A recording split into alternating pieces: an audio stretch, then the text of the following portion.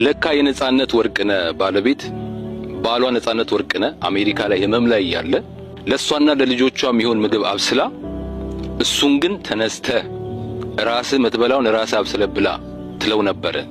ለካ የነጻነት ወርቅነህ ባለቤት አዲስ አበባ ላይ ከእናቷ ጋር ከሚኖርበት ቤት ከፈለክ ያለን ቁሳቁስ ይዘ ከዛ ቤት መውጣት ትችላለህ ብላ ስትናገረው ነበር።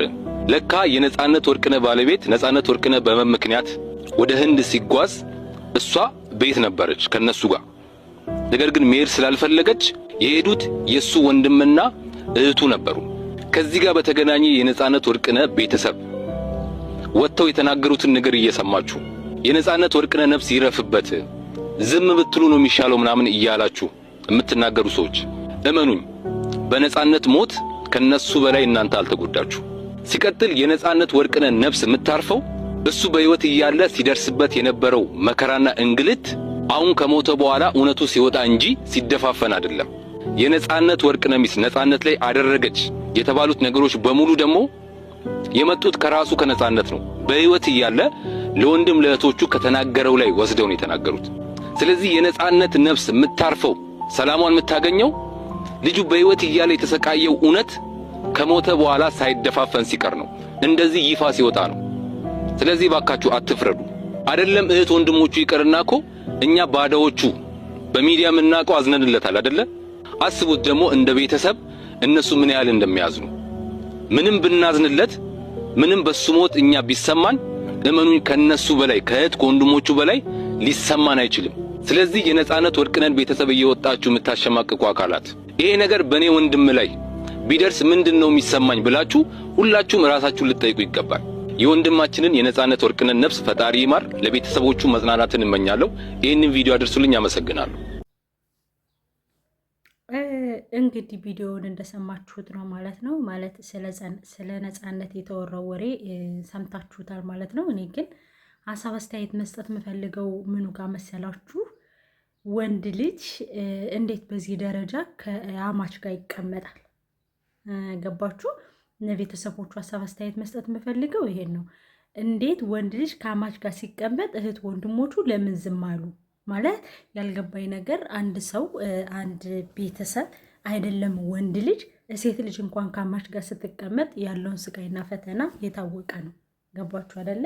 ወንድ ልጅ ደግሞ ለመጀመሪያ ጊዜ እንደሱ አይነት ወንድ ልጅ በትራስ ተደግፌ ላወራችሁ ወንድ ልጅ በዚህ ደረጃ ከአማች ጋር መቀመጥ ማለት እማጅ የሆነ ነገር አለ። አማች ማለት የባል ቤተሰብ ወይም ደግሞ የሚስት ቤተሰብ እንደውም ይሻላል። ምክንያቱም የሴት ቤተሰብ ስለሆነ ብዙ ጊዜ በሴት ቤተሰብ ብዙ ችግር፣ ብዙ መጥፎ ነገር፣ ብዙ የሆነ ነገር ምናምን ሲጠራ ሰምተን አናውቅም። የወንድ ቤተሰብ ግን የሲኦል ሁለተኛው ነው ብዬ ነው ማስበው። ሁለተኛው ሲኦል ነው ብዬ ነው ማስበው። እኔ ከማውቀውም ከደረሰብን አንጻር ማለት ነው። የምር የወንድ ቤተሰብ ከወንድ ቤተሰብ ጋር መቀመጥ ማለት የላይኛውን ሲኦል መለማመድ ማለት ነው። ስለ እውነት ማለት ነው፣ መለማመድ ማለት ነው። እና ምን ልላችሁ ፈልጌ ነው፣ አንድ የሆነ ሰው ወንድ ልጅ ለዛም ወንድ ልጅ ከአማች ጋር ሲቀመጥ ስታዩ የነፂ ቤተሰቦች ዝም ማለት አልነበረባችሁም ከመጀመሪያው። ለዛም ደግሞ ይህን ሁሉ ነገር ይህን ሁሉ ሚስጥር እየነገራችሁ እንደዚህ አድርገውኛል፣ እንደዚህ ብላኛለች፣ እንደዚህ አድርጋ እሷ ለራሱ ትንቀዋለች እኮ። የምሬን ነው የምላችሁ። እሷ ለራሱ ራሱን ችሎ ባለመቀመጡ ከእሷ ቤተሰቦች ጋር በመቀመጡ እሷ ለራሱ ትንቀዋለች። የምሬን ነው የምላችሁ። እሷ ለራሱ ትንቀዋለች። የንቀት ስሜት ነው የሚሰማት። ከእሷ ጋር ደግሞ ብዙ ጊዜ ስለማይኖር ማለት ነው። ጓደኛ ይንቃል። ከአማች ጋር ስትቀመጡ ጓደኛ ይንቃል፣ ቤተሰብ የሚስት ቤተሰብ ይንቃል ምናምን። ወንድ ልጅ የሚከበረው ወይም ደግሞ የሚወደደው በራሱ ኮንፊደንስ ሲቀመጥና በራሱ ስታይል ሲቀመጥ ነው። በራሱ ቤት በራሱ ቤተሰቦቹን ሸክፎ ሲይዝ ሚስቱን ብሎ ሲይዝ ምናምን ነው ወንድ ልጅ የሚከበረው። አሁን በጓደኛም በቤተሰብም በሁሉም ነገር የሚያስከብረው ኖ ማለት ሲችል ነው። ኖ በቃ ሴትም ትሁን ወንድ ኖ ማለት ስትችል ነው። ገባችሁ አይደለ? ሰው ምንድነው እኔ የተረዳሁት ከነጻነት ቤተሰቦች መጀመሪያውንም ሲጀመር ወንድየውም ወንድምየውም እህትየዋም መጀመሪያውኑ አይቻልም እዚህ ጋር መቀመጥ የለብህም ማለት ነበረባቸው። ከባል ቤተሰብ ጋር ከባል ካማች ጋር ለዛም ከሴት አማች ጋር ለዛም እማጂ መቀመጥ የለበትም ብዬ አስባለሁ። ለሆነበት ነገር ሁሉ 100% እርግጠኛ ነኝ ብዬ ባላስብም ይሆናል፣ ግን ይሆንበታል። ለምን የባድ ናቸው። ብዙ ዘመን ብዙ ጊዜ አስባችሁት ከሆነ እኔ እንጃ እንዴት ብዬ ይሄ የባል ቤተሰብ ማለት ወይም ደግሞ አማች የሚባሉ ሰዎች መልካም አይደሉም። ለምን መጽሐፍ ቅዱስ ላይ እንዳልተገለጹ ራሱ አላቅም። የእውነት ስለ እንጀራ እናትና ስለ አማቾች ለምን መጽሐፍ ቅዱስ ላይ እንዳልተገለጡ ለራሱ አላቅም። በጣም ነው የሚገርመኝ ስለነሱ ሳስብ ማለት ነው። እና ያደርጉታል፣ አያደርጉትም ማለት አይደለም፣ ያደርጉታል። ይሄ የክፋታቸው ጥግ ያደርጉታል። አይደለም እንኳን ይቅርና አማችየው ማለት ነፃነት አብሯቸው እየኖረ ማለት ነው ገንዘቡንና ንብረቱን ማለት ያደርጉታል ብዬ እርግጠኛ የሆንኩበት ሚስቲቷ አሜሪካ ላይ መታከም ይችል ነበር፣ ህንድ መሄድ አይችልም ነበረ። በዛ ላይ ታሞም ነበረ። እውነት ነው። ይሁን ሁሉ ነገር ስታስቡ ጓደኞቹም ደግሞ እራሳቸው ቢራ እያስጠጡ በራሳቸው ብር እያስከፈሉ ምን እያሉ ነበረ የሚቀልዱበት የነበረ። ለምን ስለናቁት ወረዲ ነፃነት ደግነት አንዳንድ ጊዜ በጣም ፍጹም ደግ መሆን እንደዚህ ነው የሚያስንቀው። በጣም ፍጹም ቅን መሆን፣ በጣም ፍጹም ግልጽ መሆን የሚያመነዝረው ወደ ንቀት ነው። ሁሉም ሰው የሚጠቀምባችሁ ወደ ንቀት ነው የሚጠቀምባችሁ ማጅም ማለት ነው። እና በጣም በሚገርምና በሚደንቅ ሁኔታ ግን ከሞተ በኋላ ይሄ ነገር መነሳቱ ለቤተሰብም ለነፂ ቤተሰብም መልካም አይደለም፣ ለእነሱም መልካም አይደለም። ማለት ምንም አያመጡ ኦልሬዲ ምንም አያመጡም። አሁን አወሩት እንደዚህ ያሉት ምናምን ምናልባት ኮፈንድሚውን ሊያስቆሙለት ይችላሉ እንጂ ሌላው ነገሩን ሁሉ ነው እያወጡት የሚሄዱትና እኔ በጣም ነው ልቤ የተሰበረው። በዛ ላይ ደግሞ ሰራተኛዋ ያለችው ምናምን ማለት እስከ መጨረሻው ስሙት፣ ቪዲዮውን አስገባላችኋለሁ ማለት ነው። እሷ ራሱ ሚስቲቱ ለራሱ ምን እንዳለች ምናምን ተሰሙታላችሁ። መልስም ሰጥታለች እሷ ማለት ነው። እና በጣም ነው እኔ የማዝነው። አንዳንድ ህይወት በቃ እንዲህ ነው። እኔ መሬት ከገባ በኋላ ሁሉም ማስመሳይ ነው። ሁሉም በቃ የውሸት ነው የሚስቀው ሁሉም ጌታ በሚያውቀውና ለሁላችንንም እንጃ። እኔ ልቤን ስለተሰበረ ነው። በነገራችን ላይ እንደዚህ የሚበላውን እንኳን ቡትቶህን ይዘህ ውጣ እስከመባል የደረሰ 3 የወለደን አባት ቡትቶህን ይዘህ ውጣ እስከመባል ድረስ የደረሰበት ዘመን እማጅ። እንግዲህ ባለቤቱ ምን እንደምትለን እንስማት እስኪ እንስማት። ባለቤቴ ነፂ እንደዚህ ነበር እንደዚህ ነው ብሎ ማውራት በጣም ይከብዳል። ተናግሮታል እንዴት እንደምንተዋወቅ እንግዲህ እንደሰማችሁት ነው ያለችውን ማለት ነው። እና እኔ እንደዛ ከሆነ ለምን ሐኪም ቤት አልወሰድሽውም? ለምን ራሱ ተከራይቶ እንዲቀመጥ አላደረግሽውም? ህይወትሽ ከሆነ ባለቤትሽ የልጆችሽ አባት ከሆነ ሁሉን ነገር የምታማክሪው ከሆነ ከእናቴ ጋር ውጣ ማለት ትችይ ነበር እኮ። ገባሽ? ከእናቴ ጋር ውጣ፣ እዛ ጋር አይሆንህም፣ ራስህን ችለህ ተቀመጥ። ለምንድነው ለጓደኛ የምትጋብዘው? ለምንድነው ራስህን ትሪት የማታደርገው ማለት ትችይ ነበረ። የምሬን ነው የምነግርሽ። እኔ እንጃ ሀዘንሽ፣ ለቅሶሽ። በነገራችን ላይ ሀዘን ለምን አላለቀሰችም? ለምን እንባዋ አልወጣም? ሀዘን ቶሎ አይወጣም። በነገራችን ላይ ድንጋጤ አሁን እኔ ለምሳሌ ቶሎ እምባዬ አይወጣም። የሆነ ነገር ከሰማው ከደነገጥኩኝ ማጅ ቶሎ እምባዬ አይወጣም።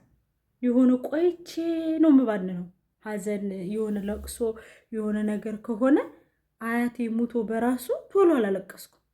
አገርማችሁም ቶሎ አላለቀስኩም። የሆነ ሁላ የሆነ ነገር አይመስለኝም። የሆነ አያቴ የምወደው አያቴ ያሳደገኝ አያቴ ማርያምን ነው የምላችሁ፣ ጌታውን ረታ ይባላል። እንስፍስፍ ብሎ ነው ያሳደገኝ። ስለ እውነት እንስፍስፍ ብሎ ነው። እኔ እንጃ አያታችን የልጅ ልጅ በጣም ነው የሚወደው፣ ልጅን በጣም ነው የሚወደው፣ የልጅ ልጅን በጣም ነው የሚወደው።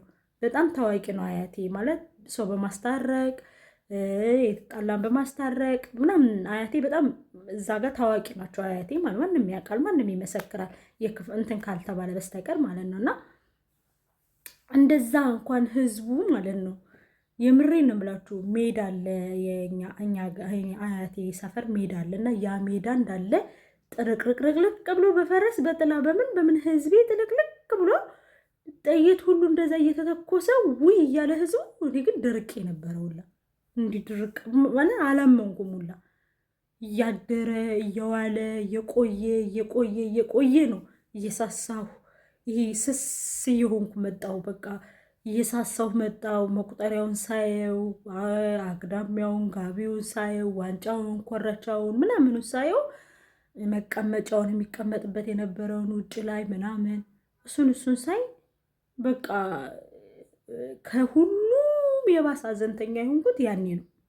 ከሁሉም የባሰ አዘንተኛ የሆንኩት ማለት ነው። የዛን ጊዜ ግን ምኒቱ ናት አታለቅስም እንዴ? ምኒቱ ናት እንደዚህ አትልም እንዴ? እየተባልኩኝ ዝም ብዬ ነው ቁልጭ ስለ ነበረ ድርቅ ብዬ ማለት ነው። እስኪ ለአክስቶቼ ምናምን ሁሉ ለራሱ ምንድን ነው መሆኑና ነው እስኪሉ ድረስ ማለት ነው ድርቅ ነው ያልኩት። በቃ ዝም ብዬ መቶ ሰው ሲይዘኝ ሰውንም አልነካም፣ ምንም ሰውን አልይዝምም። ሰውም ሲይዘኝ ዝም ነው ብለው በቃ ዝም በቃ ፍዝዝ እና ለምን አላለቀሰችም? ለምን አፏን አፈነች? ለምን እንደዚህ አለች? በእሷ ላይ አልፈርድባትም። እኔም ስለሚገጥመኝ ልላችሁ ፈልጌ ነው። እኔም ስለሚገጥመኝ ድርቅ ነው የምለው በቃ ፍዝዝ ብዬ በቃ ወይኔ በቃ እንደዚህ ድርቅ ብዬ ሁላ የሆነ እስከማይመስለኝ ድረስ እውነት አይመስለኝም። ቶሎ እንባ አይመጣኝም። ቶሎ ደግሞ ድርጭ አልልም። ይሄ የሆነ ሰመመን ነው የሚመስለኝ ከድንጋጤ አንጻር ማለት ነው። እና ለምን አላለቀሰችም ለምን ቶሎ እንትን አላለችም የሚለው ነገር እኔ አያስማማኝም። በሀዘኗ ላይ ለምን በራሴ ስለማውቀውና አላዘነችም፣ ተሸፋፈና ነበር፣ ደስተኛ ነበረች ምናምን። ይሄ አጥንት የሚሰብር ንግግር ነው ለመናገር። እኔ አክስቶቼ ሲሉኝ ስለነበረ ከኋላ ነው እነሱ የተረዱኝ። ኋላ ላይ ግን እየተደጋገመ አጎቴ የአክስቴ ልጅም ሲሞት እንደዚህ ዘመዶቻችን በቃ አንዳንድ ዘመዶቻችን እየሞቱ ሲሄዱ እያዩኝ ሲሄዱ በቃ ልምዴ እንደሆነና የሆነ ቶሎ እንትን ድንጋጤ እምባ እንደማያስወጣ በቃ አሁን ሁሉም ሰው ያውቃል። አሁን ከኛ ቤት ሁሉም ሰው የሆነ እኔ በቃ አስቤበት ካልሆነ ወይኔ ብዬ አስቤበት ካልሆነ ቶሎ በሚመጣኝ በሞት ጉዳይ በተለይ በምወደው ሰው ላይ ቶሎ ጥት ካረኩት በቃ ብጮህም አጉል ድርቅና ነው ለማስመሰል ብጮህም አጉል ድርቅና እንጂ ባይወጣኝ ከቆየ በኋላ ነው ቢያንስ 4 ቀን 5 ቀን ከቆየ በኋላ ግን ሳለቅ ስለራሱ ዝም ብሎ ነው የሚፈሰው ነው ምለው ዝም ብዬ ማለት ነውና እንደዚህ አይነት ነገር ስላለ በሀዘኗ ላይ ብዙም አላለቀሰችም። ተሸፋና ነበር እንደዚህ ብላ ነበር የሚባለው ነገር ቢቀር እና ግን ይደረግል ይህ ጎፈንድሚ ምናምን የተባለው ቢሆን ልጅቱ ምን ሰራተኛይቱ ጋር ምን አይነት ተጽዕኖ እንደተፈጠረባት አይተሻል ነበር። ሰራተኛይቱ ጁስ ፈጭተሻል ተብለሻል ምናምን። እንግዲህ ደግሞ ሰራተኛዋ ራሷ ነፃ ለማውጣት የተናገረችው ንግግር አላቀርብላችኋለሁ እስከ መጨረሻው ካያችሁትና በዚህ ደረጃ ለሰዎች ክፉ ባንሆን፣ በተለይ አማቾች ከእናንተ ቤት ሰው አምኗቸው እስከመጣ ድረስ ነገ ደግሞ የእናንተ ልጅ ሌላ ቦታ ትሄዳለች። አግብታም ሊሆን ይችላል፣ አግብቶም ሊሆን ይችላል፣ ይሄዳል። ስለዚህ እናንተ መልካም ነገር ያላደረጋችሁትን ለዛ ሰው እናንተ ሌላ ሰው ከእናንተ ላይ እናንተ መልካም ያደርግልኛል ብላችሁ ማሰብ የለባችሁም። የሆነ ምን ሰማው መሰላችሁ? ትናንትና የሆነች ልጅ ከውጭ መታ ቢሮ ላይ ተገናኝተው ሚስት ልጆች እያሉት እናቱ አብራ እያለች ሚስቱን እህቴ ናት ብሎ ተዋውቆ ማጅ እንግዲህ ሚስቱን እህቴ ናት ብሎ ተዋውቆ ሚስቲቱም አዎ እህቱ ነኝ ብላ የእህቴ ልጆች ናቸው ብሎ ልጆቹን ሁሉ አስተዋውቆ እናቲቱን አዎ ምናምን ብላ አብራ ያችን ከውጭ የመጣችውን አገብታ ሄደች። ይዛው ወደምትሄድበት ሀገር ወሰደችው። ተጋብተው ከብዙ ጊዜ በኋላ እስከዛ ድረስ እንግዲህ 7 ዓመት ሙሉ ሳታውቅ ማለት ነው። ከዛ ግን እንግዲህ ወረቀት ሲደርሰው ምናምን እዛ ከሄደበት ሀገር ወረቀት ሲደርስ ምናምን የእህቴ ልጆች አምጥቼ ላስተምር ነው ከዚያ ላይ ለምን ትለዋለች ጥሩ ትምህርት እንዲያገኙ። እሺ ይዘህና አልዞረላትም። መጨረሻ ላይ እሱ አዲስ ኢሜል ከፍቶ በዛ በከፈተበት ኢሜል ላይ የእሱ ልጆች ኢዴን ሲመረመር ልጆቹ እንደሆኑ አወቀች። እሱንም አጋጣሚ ነው ያወቀች። እንግዲህ አስቢ እናቱ ሚስቲቱ ለራሱ እንዴት አሰበችው ማለት መፍቀዷ ለራሱ ለሱ ለሱ ሂዳ አግባብራ ራሱ መፍቀዷና እዚህ ደረጃ ላይ ስለደረስን ምን ልላችሁ ፈልጌ ነው፣ በተቻለን መጠን እኔ እንጃ። እስኪ ሰራተኛይቱ ምንድን ነው ያለችው? አይተን እንመለስ።